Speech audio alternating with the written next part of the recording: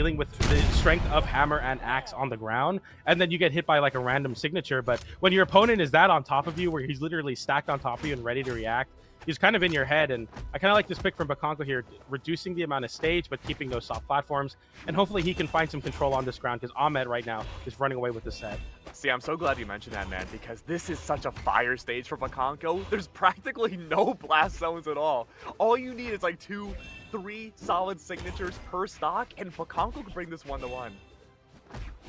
Yeah, very, very scary to deal with versus Teros, but I think Ahmet is willing to take the challenge, Adam, as you have high strength on the orb and the gauntlets. Obviously, you're not going to find easy edge guards comparatively to what Demon Island's wall gives you, but sometimes it's all you need. With a high strength orb, you get side-like nair, side air. Not a true confirm, but Bokonko not ready to dodge through it.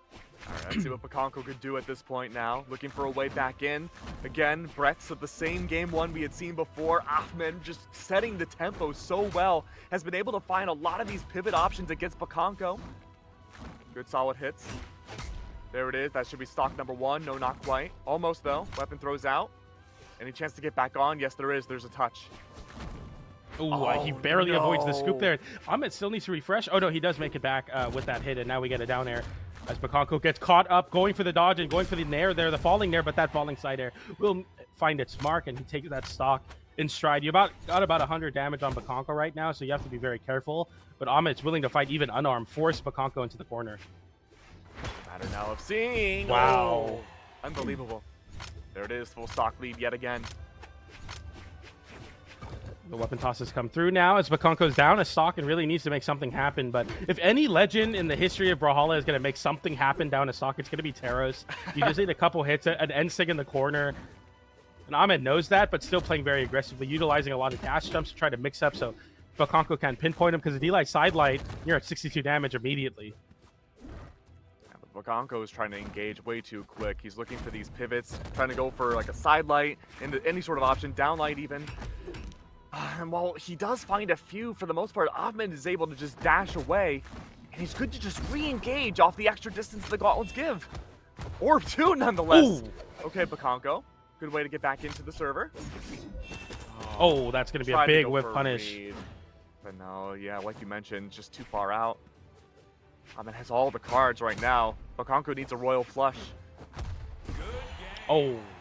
And there he just goes for the high axe recovery. He tries to make something happen on the edge guard, forcing Ahmet to respect the high recovery, but Ahmet doesn't mind. He just gets an immediate punish with that unarmed recovery to take it off the top.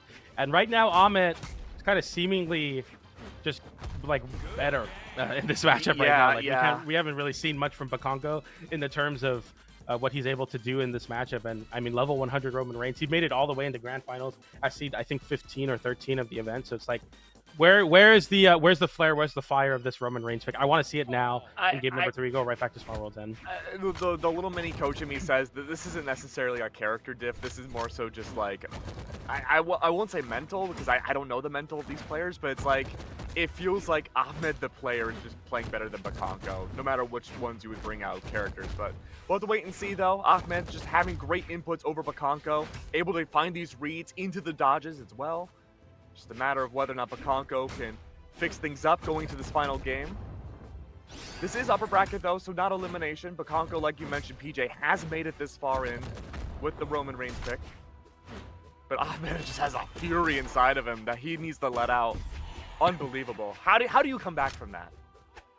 It's quite tough, but as I will always say, it's like it's really never over as Teros. You're able to find like very early KO confirms, like a side sig right here on the hammer with really easily find a way to close out a stock. There's a lot of ways to come back into this game. A downlight cider will be a great way to do so.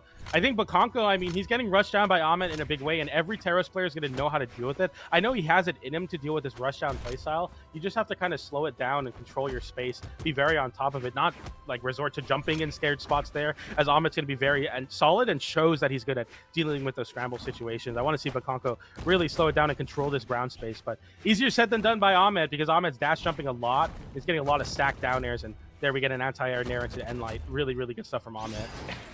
You know what Ahmed's gameplay on Petra reminds me of? What is it? It reminds me of the Priya Chakram before the nerf. You just run up and Yeah, just never touching the ground, always looking for players that dash jump into the air. Yep. Wait for that opportunity.